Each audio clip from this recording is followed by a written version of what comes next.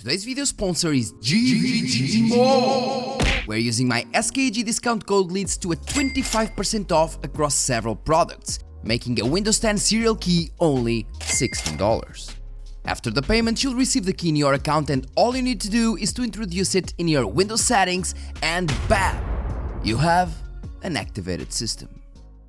Hello guys, this is Gameplays, I'm Fabio Pisco and welcome to my channel. So you guys have been asking, seriously, you've been asking a lot for me to make an how to overclock the Ryzen 5 5600X video. And then I thought, after all this time, why not make an overclocking video for all Ryzens instead of just one? And that's what I'm doing today. You may be thinking that, oh, it's not possible to do one video for all Ryzen CPUs, that's not how it works and blah blah blah.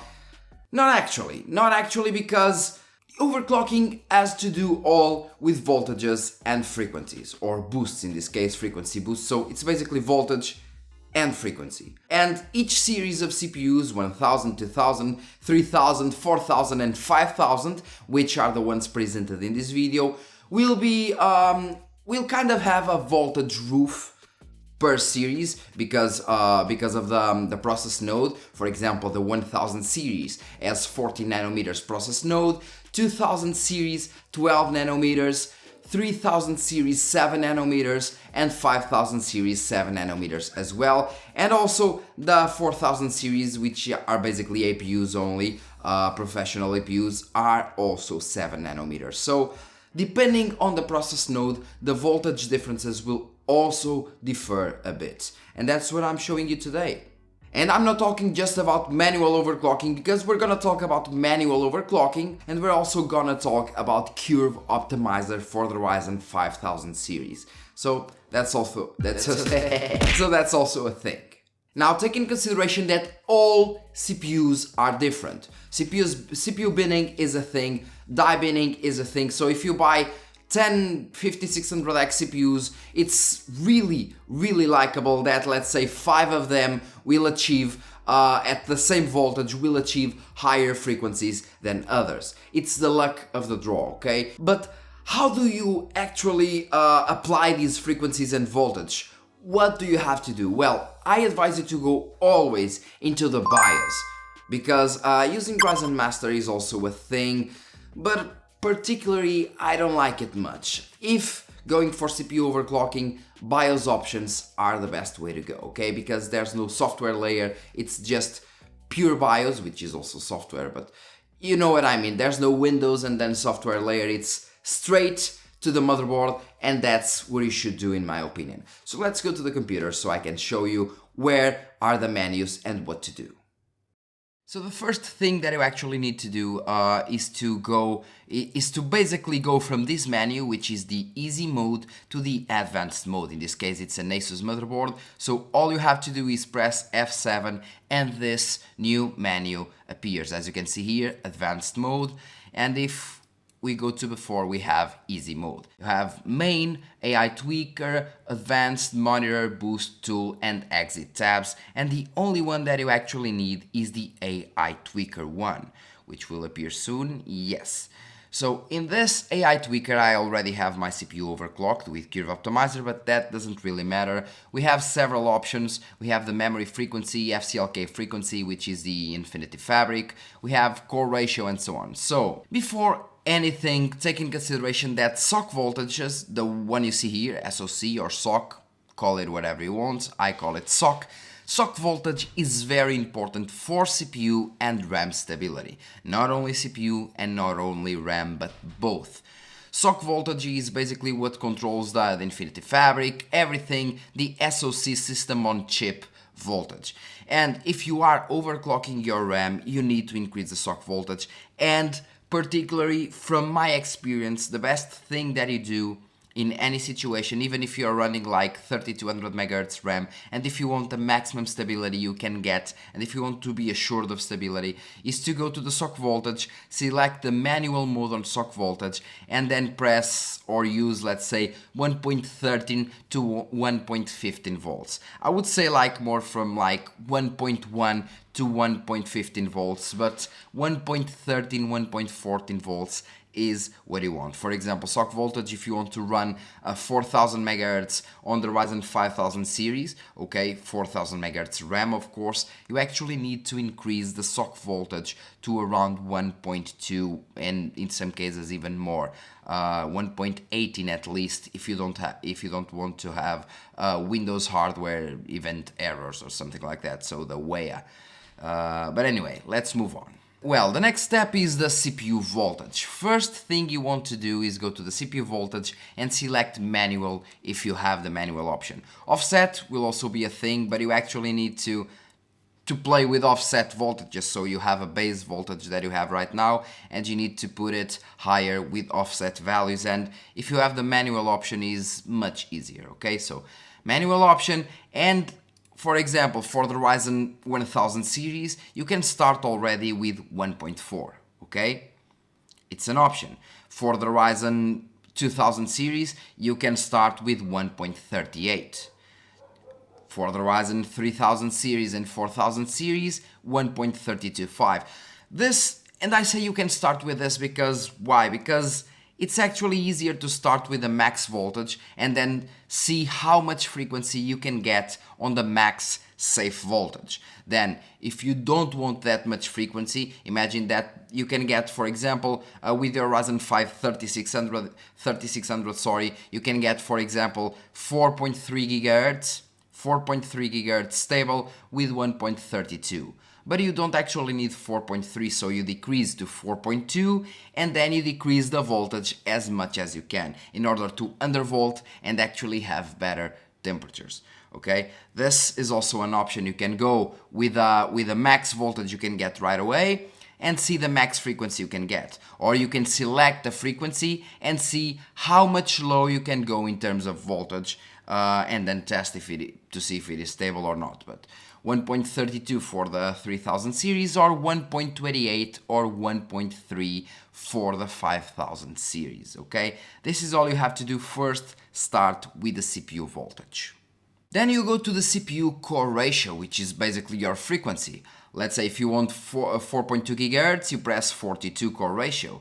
If you want, let's say, 4.3 GHz, 43. If you want 4.6 for the Ryzen 5000 series, for example, 46. Even if you wanted 50 like it's showing here, well, just 50 will deliver 5 GHz. It doesn't mean that you can actually run at 5 GHz just because the motherboard lets you select the option. No, it would crash, and you most likely would need to do a CMOS clear because it just wouldn't boot at all. So this part is also very important of the DG plus VRM still on the AI tweaker part, DG plus VRM, which contains the CPU load line calibration.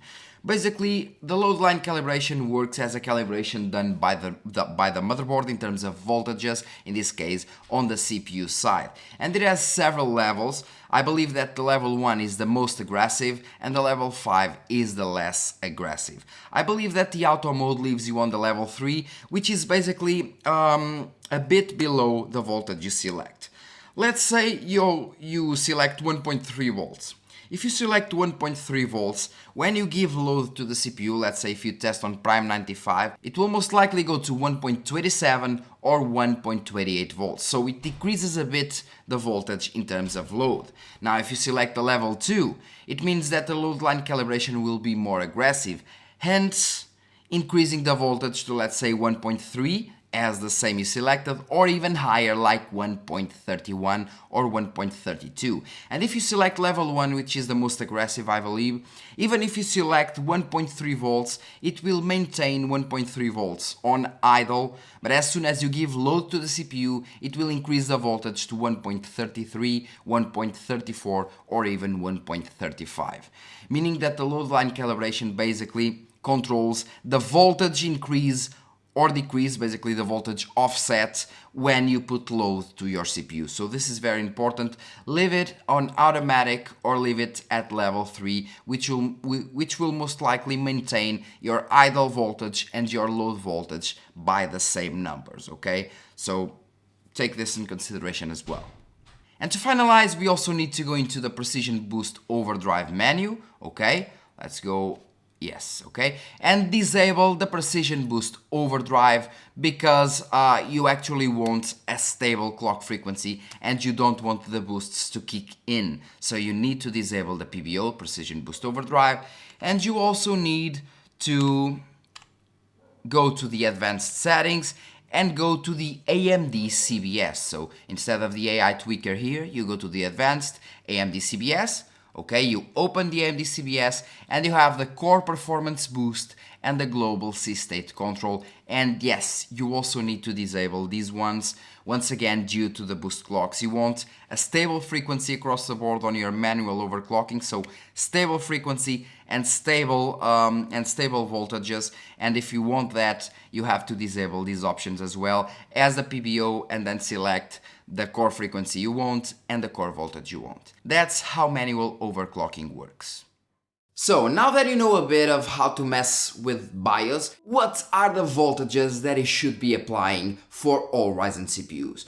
Well, if going for Ryzen 1000 series and for manual overclocking, once again manual overclocking, the Ryzen 1000 series can go up to 1.4 volts, okay? It's not advisable to go up to the max, but if you have a good cooling system, you can go up to 1.4 volts at manual overclocking. If you're going for a Ryzen 2000 series, well then 1.38 volts from 1.36 to 1.38 volts is advisable as a max overclocking voltage, okay? And this because we're using now 12 nanometers instead of 14 nanometers. Going for Ryzen 3000 series, the max advisable voltage for a manual overclocking is 1.32 volts, but personally I would stay at 1.3 or a bit below if possible, okay? If you don't want to risk any kind of degrading and so on, I would stay at a max of 1.32, maybe 1.3 volts or below, like I said before. So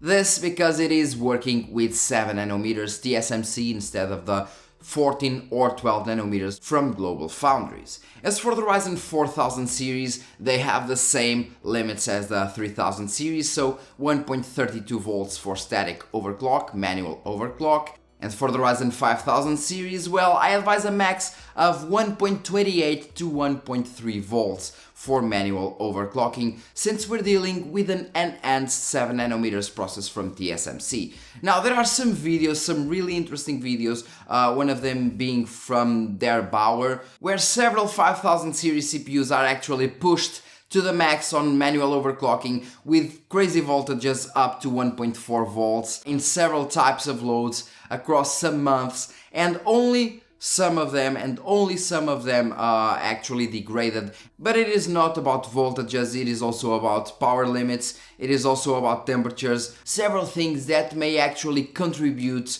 to your CPU degrading. So my advice is 1.3 volts at max. You can go a little higher and you most likely won't have any degradation, but I wouldn't do it. Well, if you're running your CPU at stock and you use hardware info 64, you can see that sometimes your CPU may peak to 1.45 volts at idle. But that doesn't mean that your CPU will be degrading because it's idle. So, high voltage, low load. As soon as you put load on the CPU, those voltages will come down. Higher load, lower voltages, and vice versa. Lower load, higher voltages. That's how it works.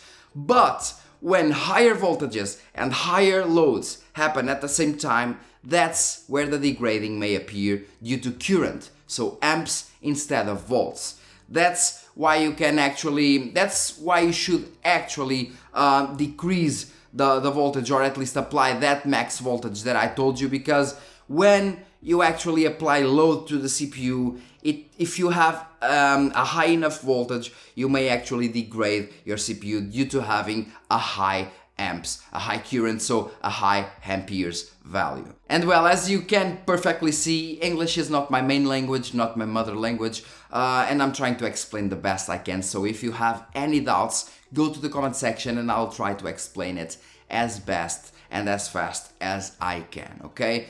By the way, manual overclocking is worth it for the older Ryzen generations like the Ryzen 1000 and Ryzen 2000. Well, manual overclocking will indeed bring you some performance boosts.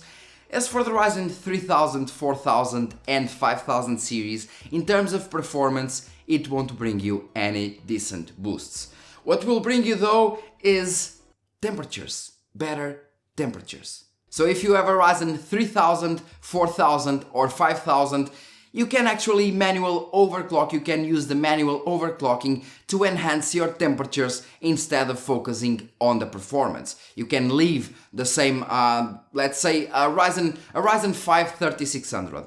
As soon as you overclock to 4.2 GHz on all cores, the performance difference will be minimal in gaming. You'll get some performance in terms of multi-threading, because all cores will boost to 4.2 GHz, but apart from that, the performance difference will be almost null in terms of gaming.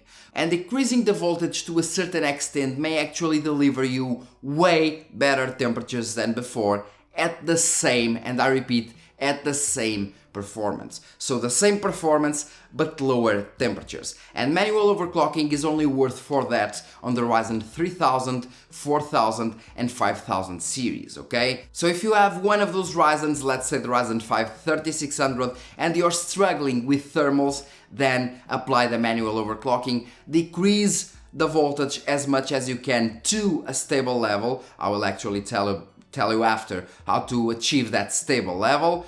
Do that and the temperatures will decrease a lot with the same performance. If you have a Ryzen 5000 series and if you have thermal problems, do the same with manual overclocking. If you want performance, then you want another thing, which is Curve Optimizer instead of the manual overclocking. But what is Curve Optimizer? Curve Optimizer is kind of an automatic overclocking, but way more efficient than the core boosts that we see. And why? Because we can actually select a negative curve. Basically, you're undervolting your CPU and reaching higher frequencies at the same time. You can do it per core, per CCX, per CCD, or even just all cores like I usually do. And basically the easiest way to do it, which is for all cores. And how do you apply it? Well, let's go to the computer once again. So for Curve Optimizer, things are a little different, and you don't want manual clocks and you don't want manual voltage. Remember that Curve Optimizer is just for the Ryzen 5000 series or the Zen 3 CPUs, okay? Now, Curve Optimizer is also PBO 2.0, you can call it that. Now, you want the CPU voltage at automatic instead of a selected voltage by you, manual or offset, so leave it at automatic. As for the CPU core ratio, as you can see here in the top, it is also to be left at automatic, since Curve Optimizer will indeed mess with the frequencies and voltages, okay? Everything that you saw even on the AMD CBS, like here, Precision Boost Overdrive automatic as well, and on the AMD CBS, it also needs to be on automatic. Let me see. So here on AMD CBS, you also need to have the core boost, the core performance boost, and the global C-state control in automatic as well, okay? Then this time we don't actually overclock on the AI tweaker menu, but instead on the advanced menu. So you have an option called AMD overclocking. So instead of the AI tweaker, once again, advanced AMD overclocking. You open the AMD overclocking menu, then you accept the terms, of course, and then you go to Precision Boost Overdrive. Open the menu as well, and then you'll have these menus. With Precision Boost Overdrive, you select Advanced, then you have the PBO limits, and I won't lie to you, I did not test any other limits besides the motherboard limits and automatic. You can input custom limits, but I don't know the proper limits to input, so I won't just tell you put this or put that, because I would actually be lying to you if I was saying that I knew what I was doing, because I don't.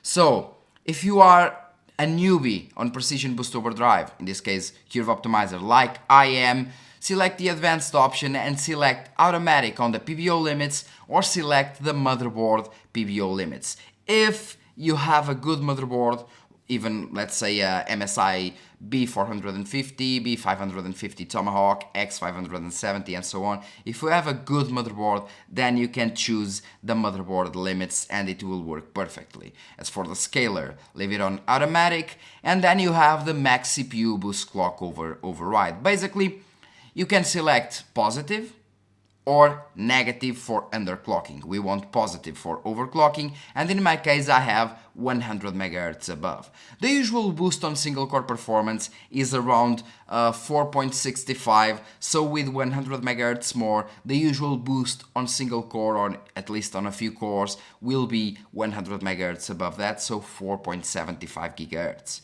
Now, according to the power limits that you have, the higher the boost that you select here, the lower the boost in multi-threading will be. So the higher the single core boost, the lower the multi-threading boost. That's why I only selected 100 MHz, because with these settings that I actually have 4.75 GHz on almost all cores, even in terms of multi-threading. If I push the CPU to 100%, I will have almost all cores at 4.7 or 4.75, and that's why I don't increase the single core performance more. But you can do it. I had my CPU boosting to 4.8, 4.9 in some cores, but then when I actually tried the multi-threading performance, it would decrease the clocks in multi-threading to, let's say, 4.5 or 4.6, and I did not want that, okay? So advanced, motherboard or automatic, CPU boost clock enable 100 MHz or a bit more if you want to. Then you go to the Curve Optimizer menu, you open that menu, and then you have Curve Optimizer all cores, you have per core, or you have automatic, and you select all cores. Then you have the all-core curve optimizer sign, and you go for negative. And negative why? Negative because you want to undervolt with curve optimizer, undervolt, and raise the frequencies at the same time. Because if you decrease the voltage, you'll have lower power draw and lower temperatures. And if you have lower power draw and lower temperatures, it means that you actually have more room, or you give more room for your CPU to boost higher. It may seem complicated, but it isn't.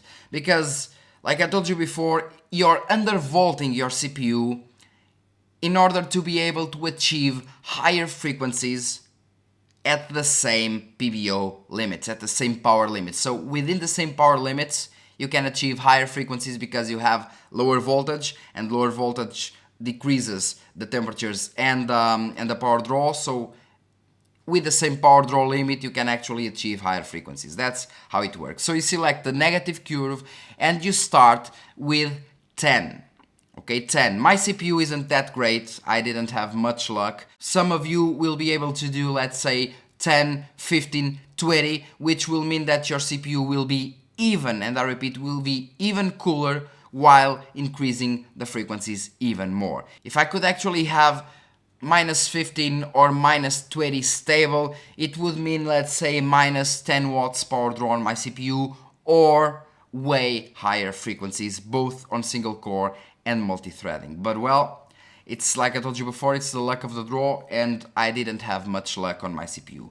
But this alone will bring you some interesting benefits over the manual overclocking. Manual overclocking will usually get you lower temperatures, even more on the 5000 and the 3000 series, but Curve Optimizer can bring you pretty good temperatures with way better performance boosts, okay, in this case single core and multi-core, so that's nice if you ask me.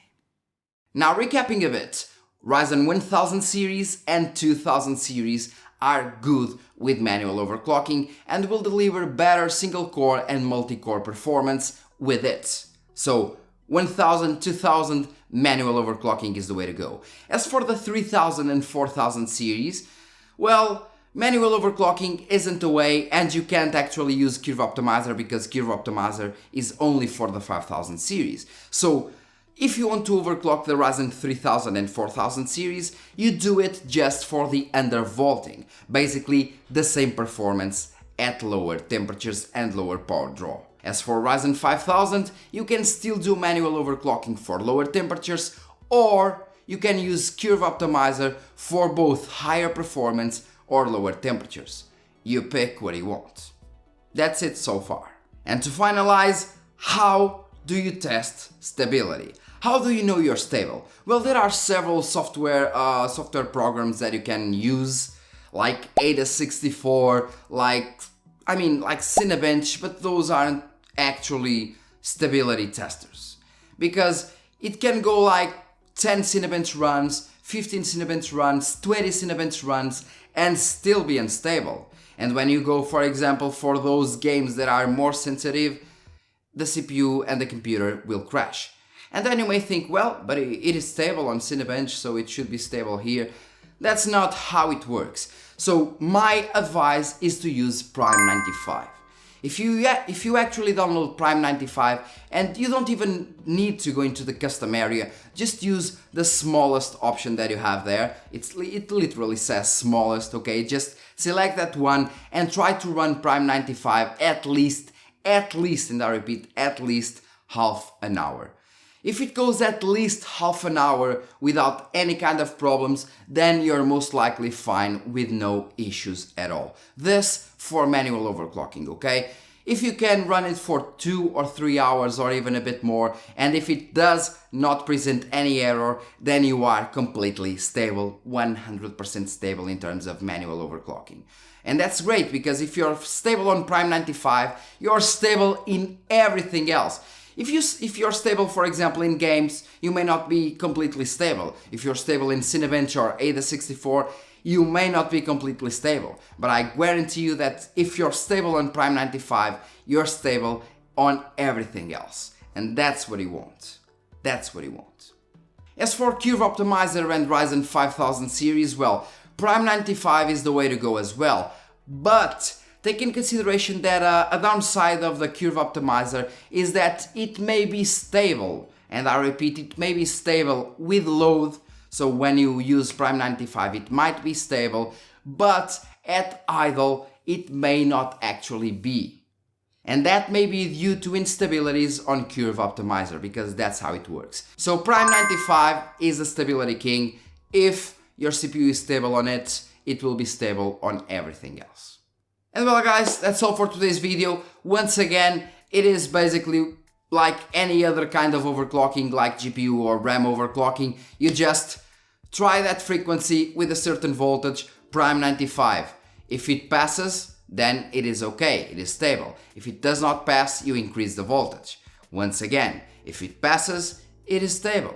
If it does not pass, if it gives you an error, then it isn't stable, you need to increase the voltage even more. Increase the voltage or decrease the frequency. That's how it works in terms of stability for everything, okay? If you're using RAM, it's exactly the same. You just pick a certain timings kit and a certain frequency, you just go there, test. If it fails, then you need to increase the voltage or decrease the frequency and increase the timings. It's everything like this. The GPU is the same. If it fails, increase the voltage or decrease the frequency. Exactly the same. And well guys, hope this video really helped you. Thanks a lot for watching. Don't forget to like, subscribe and share this video. Any doubts that you have, any doubts, and I repeat, any doubts that you have, go to the comment section and I will try to answer as fast as possible. As always, basically. Because there will be indeed lots of doubts, because that's normal. I try to explain the best I can, but some things may still be clouded for some people, so I'll try to help them in the comment section. As I told you, voltages and frequencies are the points for manual overclocking. As for Curve Optimizer, it is a bit different, but overall even simpler than manual overclocking. So that's that. Thanks a lot for watching and see you in the next video.